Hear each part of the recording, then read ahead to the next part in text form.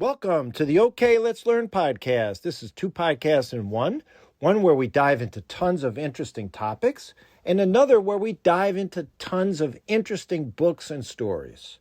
My name is Kevin O'Keefe.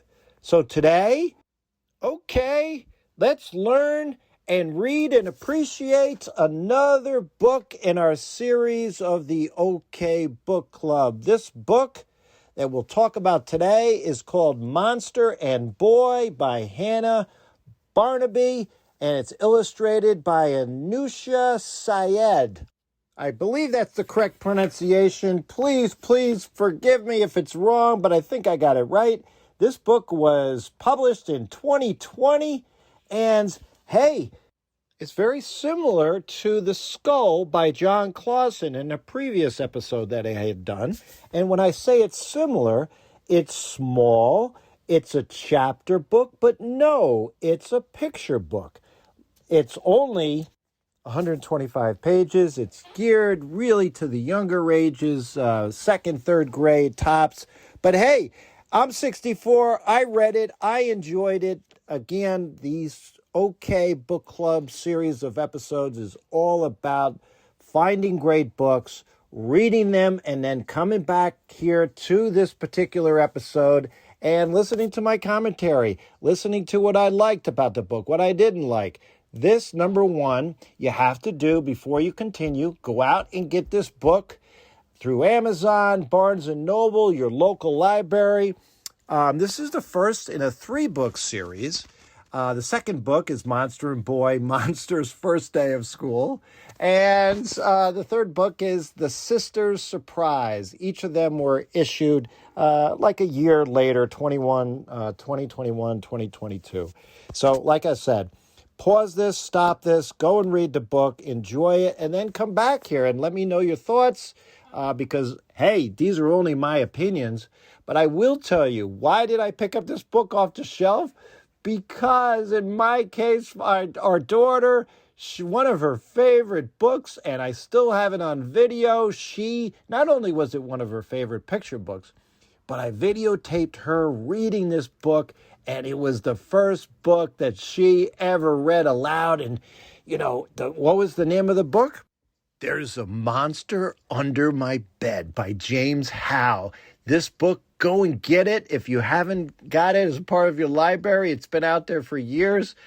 Picture book, and yes, you would be reading it. Oh, there's a monster under the bed. Ooh, and she would turn the page, and even though it would be something similar, and the prose would be different, she would say the same thing. Ooh, there's a monster under my bed. Turn the page. Oh, there's a monster under my bed. Because, of course, that's what we read. Hey, and listen, my granddaughter Hazel, she loves books. She sits down. I think if you introduce books as early as possible, you show how much it's fun just sitting there reading, your kid will do the same. And I tell you what, talk about monsters. There's so many great picture books. I just looked up a whole bunch. I Need My Monster by Amanda Knoll. There's Are You a Sleepy Monster? There is a monster under my bed who farts. Yeah, apparently that one's out there. Tim Miller. If Your Monster Won't Go to Bed. And listen, a really classic one. There's a Nightmare in My Closet where there's a monster that's hiding in there. I think if you get that one, that's by Mercer Mayer, a classic children's picture book author. And another one that I found, Under the Bed, Fred, Go Away, Big Green Monster. And yeah, Junie B. Jones also has a monster. And if you're a fan of her series of books, first and second graders, Junie B. Jones has a monster under her bed. And that series is by Barbara Park. So, hey, why, like I said, did I pick this up and why was this attractive to me? No doubt with my experience with my daughter, but for the younger ages, now that I have 2 granddaughters, Audrey and Hazel, the idea about monsters and that there's creatures out there. You turn off the light. You should be able to be comfortable in the darkness and almost address those fears. And yeah, if you can address the fact that there's monsters that are actually nice and lovable, and yeah, they may seem scary and they're big, but no, they're to be embraced. And that is clearly the idea behind this book. The illustrations are really good. They're simple, and it's interesting. Certain pages are all in green, but they're hand-drawn. The monster, he's a big kind of stout guy, got a fluffy amount of hair on the top of his head. A lot of funny moments throughout this book. And I'll say this up front as well. There's this technique. It's not written in first person or third person. It is third person, but what ends up happening is you've got this where the author basically talks to you. And at one point in the story, it's early on, the author wrote, this book isn't what's happening here. It isn't quite as you expected it now, is it? So this is kind of like breaking the fourth wall. The fourth wall comes from the idea that in a play, right, you've got left and right off to the side of the stage, and you got the back wall. And that fourth wall is when conceivably the actors or actresses would be talking to the audience. That's what's happening here. They've got a technical term that's apparently this style when the author talks to the reader. It's called, listen to this, authorial intrusion. Yeah, okay. I've never literally ever heard that before, maybe because this technique hasn't been used a lot, but no, we're not going there. Other ways to describe it apparently is some commentary, commentary, direct address. The bottom line, we'll just keep it as the author broke the fourth wall here. Hey, Lemony Snicket, those of you that are familiar with famous authors out there, a series of unfortunate events. He, as the author, would speak to us as the audience. Now, here, reader, this word means, right? So this has happened throughout history with successful books, no doubt. So what happens in this story? Yeah, the monster's under the bed. The mother reads a monster story, and then, of course, the monster comes out from underneath the bed and is like, yeah, no, I don't believe in monsters. Well, here I am. And as the boy was about to scream, of course, the monster did what he only could do to stop the boy from screaming. He swallowed him. Well, eventually, as the book goes on, he spits up the boy, and the boy now is small. And most of the story now is how are we going to get the boy back to a regular size? And really one of the funniest moments in my mind is when you would have ultimately, according to the author again, with breaking that fourth wall, they say, well, monsters, they really don't go downstairs. Why? Of course, because they live under their bed. And so when they go downstairs into the kitchen because the boy is getting hungry and the monster trying to help him out, they meet another monster. This is the kitchen monster, and as it turns out, it's the little sister monster. And the author does a great job of going back and forth when they're having conversations. The sister monster looked at the under the bed monster and said, so this really kind of a lot of the levity that the author put in here does work well. I thought the narrative could have moved a little quicker. I thought it could have been a little bit more dramatic and suspenseful, but, it's predictable and it's likable for the kids. And in terms of the reading level, no doubt, any second grader could definitely read this book, no issues. But one of the most enjoyable parts of the book was its humor. And, this monster apparently doesn't know anything about the real world, of course, and what's outside in the house. It lives under the bed all the time. So they go into a bathroom and he's like, what's this? And, the boy's like, listen, I don't have time to explain, quote unquote. It's kind of gross anyway. So ultimately, as the story wraps up, it seems to be just predictable. But here, you know what? The sister monster, she basically says, you know what? My mom says you go to sleep, and that's when you grow. So sure enough, that's what ends up happening. And the monster relays a story about his mother telling him that anything that you dream about as a monster ends up coming true. So they have a pact.